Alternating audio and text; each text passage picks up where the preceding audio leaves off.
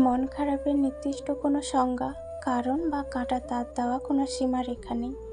ছোট বড় যে কোনো কারণেই মানুষের মন খারাপ হওয়াটা নিতান্তই স্বাভাবিক একটা বিষয়।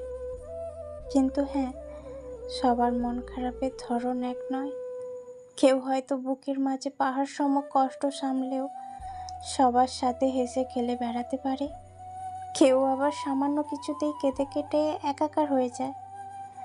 একজনের মন খারাপটা অন্যজনের কাছে সামান্য ব্যাপার বলে মনে হতেই পারে, কিন্তু শোনো, তোমার কাছে বিষয়টি তুচ্ছ হলেও তার কাছে বিষয়টি আঘাতের বলেই সে মন খারাপ করছে।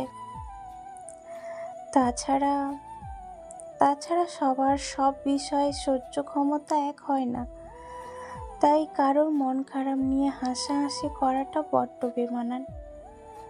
ভগবান আমাদের সবাইকে একরকম করে বানাননি যে সবাই একজন আর একজনের মতো হব।